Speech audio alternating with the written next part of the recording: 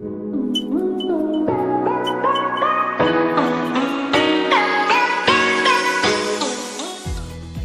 and welcome to UPSC Prep. If you want to prepare for UPSC when still in school, you are at right place because our channel helps school students to start prepare early and easily for UPSC. GS Paper 4 in UPSC Mains includes syllabus from ethics, integrity and aptitude. This paper is for 250 marks which is to be completed in 3 years. We'll discuss more about it in upcoming videos.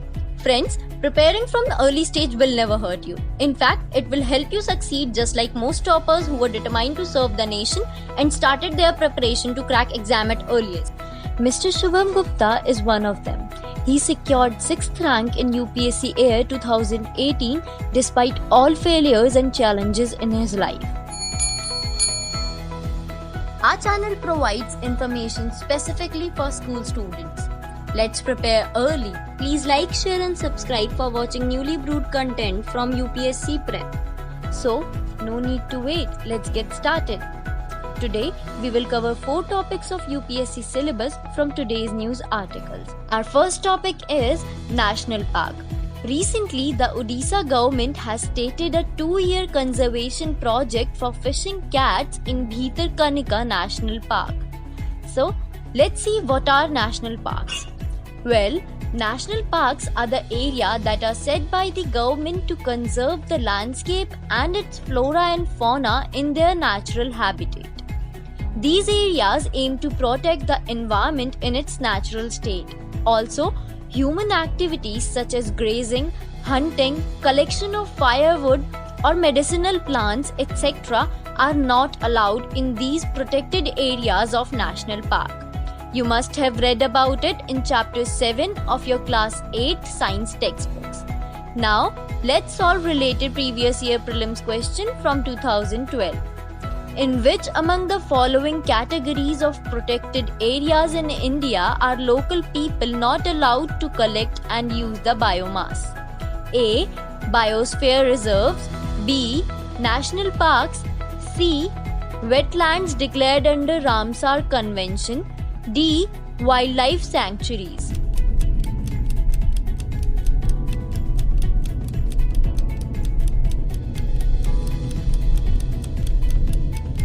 The correct answer is option B, national parks. Our next topic is United Nations Educational, Scientific and Cultural Organization. The Global Education Monitoring Report 2020 was recently released by the United Nations Educational, Scientific and Cultural Organization, which highlighted that COVID-19 had worsened the inequalities in education systems worldwide. Now, what is United Nations Educational, Scientific and Cultural Organization? United Nations Educational, Scientific and Cultural Organization or UNESCO was founded in November 1945 and headquartered at Paris. It aims to build inclusive knowledge societies by focusing on areas such as culture, educational, social, natural and human sciences, reducing terrorism, eliminating gender disparity in education, alleviating poverty and attainment of sustainable development are some of the objectives of UNESCO. Also, it selects the World Heritage Sites across the globe. You can read more about it in chapter 6 of class 12th political science textbooks. Now, let's take up related previous year prelims question from year 2009. Recently, which one of the following was included in the UNESCO's World Heritage List?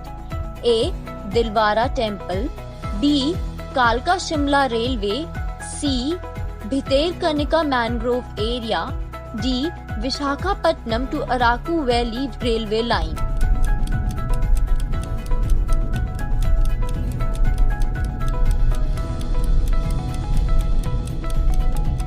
The correct answer is option B, Kalka Shimla Railway. Moving on, our next topic is Ayush. Recently, the Ministry of Ayush has sought details about the medicine launched by Patanjali Ayurveda Limited and has directed Patanjali and Ramdev to stop advertising claims of medicine to be the first Ayurvedic medicine to 100% cure COVID-19. You must be wondering, what is Ayush? See, Ayush is the acronym of the medical systems that are being practiced in India. It stands for Ayurveda, Yoga, Siddha and Unani, Naturopathy and Homeopathy. It refers to ancient medical systems of India that focuses on the preventive and promotive healthcare. Also, the Ayush healthcare is cheap and affordable, has lesser side effects and has proven to be effective in chronic cases and terminal stages of diseases. You can read more about it in chapter 8 of class 11th economics textbooks. Now, let's solve related prelims practice question. With reference to Ayush, consider the following statements. 1. Ayush stands for Ayurveda, Yoga, Siddha and Unani, Naturopathy and Homeopathy. 2. It focuses on the preventive and promotive healthcare system. Which of the statements given above is or are incorrect? A. 1 only, B. 2 only, C. Both 1 and 2, D. Neither 1 nor 2.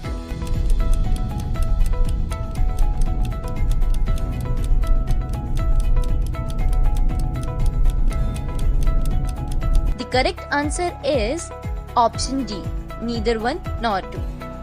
Our last topic for today is gross domestic product.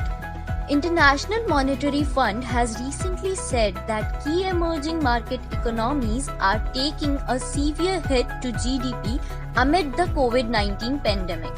The updated report shows that GDP of India will fall 4.5% this year. Now, we must understand what is GDP. Actually, GDP stands for Gross Domestic Product. It refers to the sum of the final prices of all final goods and services produced within a country during a particular year. Basically, it is a measure of the value of economic activity within the country in a given period. It is evaluated regularly by a central statistics office to account for changing production structure, relative prices and better recording of economic activities in India. You must have read about it in chapter 2 of your class 10th economics textbooks. Now, let's take up related previous year prelims question from year 2007. Which one of the following is the correct sequence in decreasing order of contribution of different sectors to the gross domestic product of India? A. Services, industry, agriculture. B. Services, agriculture, industry. C. Industry, services, agriculture. D. Industry, agriculture, services.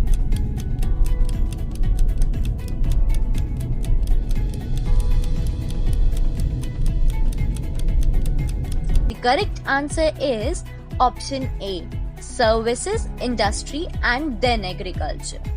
And with this, today, we just scored total 8 marks in India's one of the most prestigious exam. That was all for today. Thank you for watching. Please like, share and subscribe for more freshly brewed content.